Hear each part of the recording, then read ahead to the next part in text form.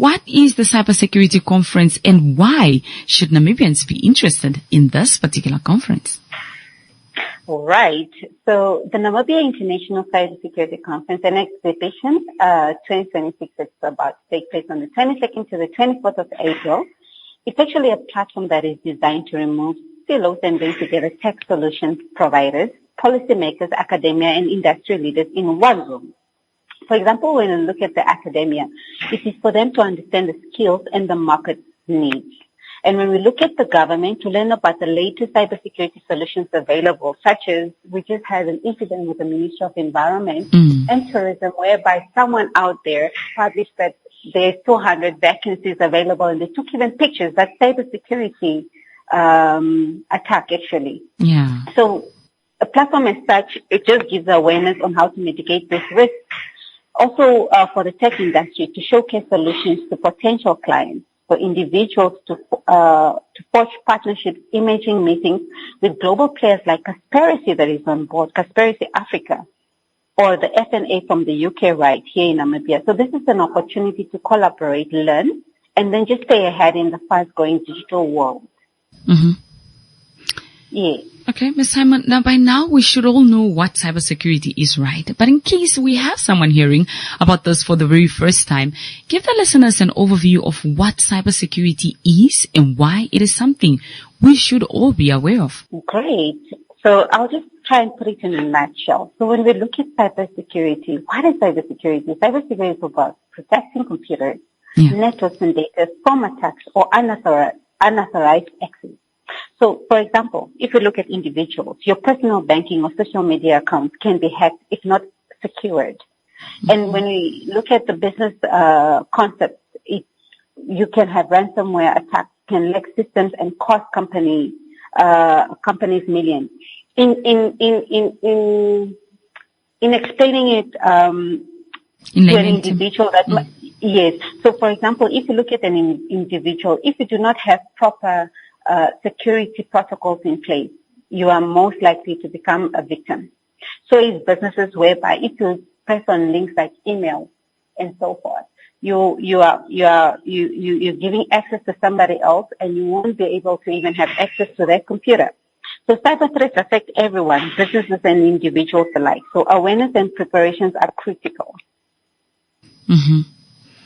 Now, give us some information about last year's conference, Cybersecurity Conference, and what are some of those positive outcomes that came from last year's conference, and perhaps also anything that would be different or people can expect differently at this year's conference? Oh, okay. So last year's Namibia International Cybersecurity Conference and Exhibition had over 400 delegates, 20 sponsors, and 10 exhibitors. A major breakthrough for our second conference. We did face challenges, particularly with the venue, but we learned valuable lessons. This year, everything is set to go even bigger and better, delivering an impactful conference experience. Mind you, we even have the keynote speaker as our own Honorable Emma Teophilus, and still waiting for confirmation from Mrs. Monica Genkos to attend as the keynote speaker for the gala dinner. So this is definitely bigger and better, and there's a lot of partnership that is included both from the government and from the private sector. If I'm just an ordinary citizen, or perhaps I'm a business owner, why should I be interested in this particular conference? Well, for one, cyber threats don't discriminate at all. They target individuals and businesses alike and can directly impact your finances. Now, for businesses, even if you have strong cybersecurity systems, the weakest link is often employees, right? So sending your team to the conference ensures everyone understands the risk and how to mitigate them. And that's why it's just not targeting the IT department, because it's something that's personal. Even your most active employee at work or just your receptionist is good enough to also have this exposure, by all means, to represent the company, should the company feel fit that the person can represent them. Interesting. Can we expect speakers from all over the world? And also, perhaps do share with us some of those big names that are going to be there. I know you spoke about the Honorable Minister of Information and Communication Technology, Emma Theophilus, and also awaiting the former First Lady, Ms. Monica Gingos. But what are some of those international names that we can also expect at this conference? Great. So we have so far confirmed over 60 top local and global speakers and thought leaders.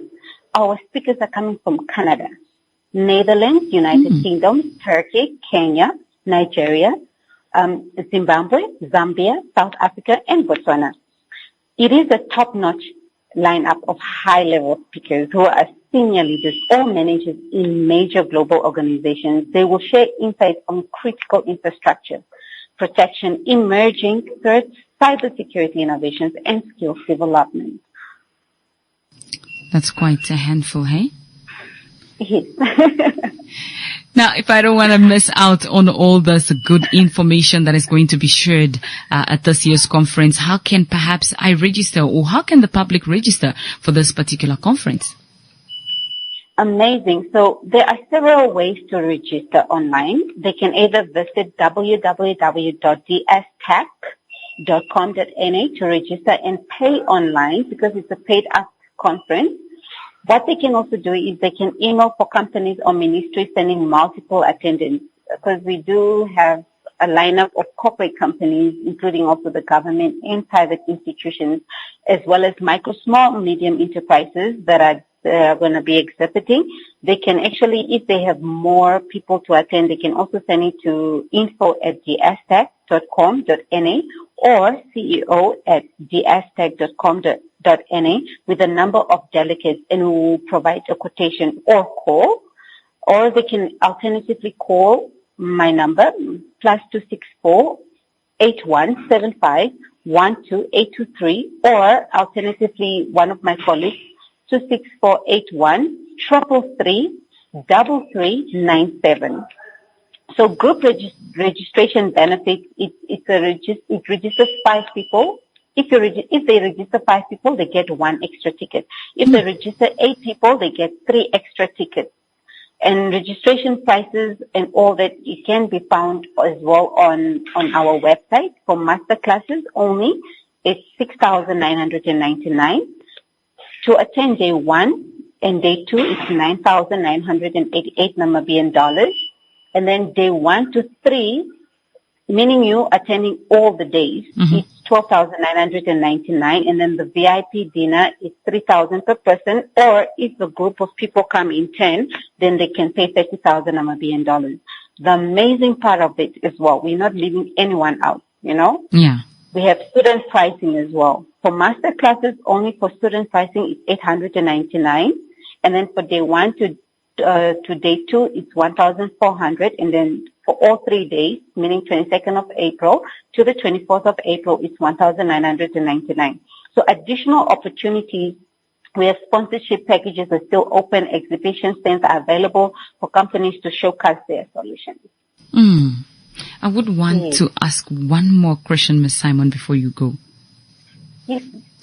For an individual or a corporate a company coming to attend this cybersecurity, not just any cybersecurity, but Namibia International Cybersecurity Conference and Exhibition, what would they walk away with? In other words, as they make that investment, should I say perhaps a small investment of their finances, what do they expect to get out of it? What are the outcomes, the knowledge and expertise they carry back home with? Wonderful. For one, when you look at businesses, they get to go away with collaborations. They can also sign MOUs, Memorandum of Understanding, right there on spot. It will build relationships in terms of business-wise. Networking. And for students, yes, and as for students, they get that experience of even internship. The internship opportunities right there in networking. They get to upskill their knowledge. They are able to come out as individuals that will be inspired to also open up their own businesses and how to mitigate those risks when it comes to cybersecurity. And for them also just to understand, so collectively the businesses and individuals, they will go with so much upskilling of knowledge, which we are looking at normally known as CPD. So it's more like a continuous professional development. And it's just not for students, it's for graduates, postgraduates, it's also for PhD holders. It's also for well-established individuals already. It is just to upskill their knowledge and also just to bring more opportunities. Interesting.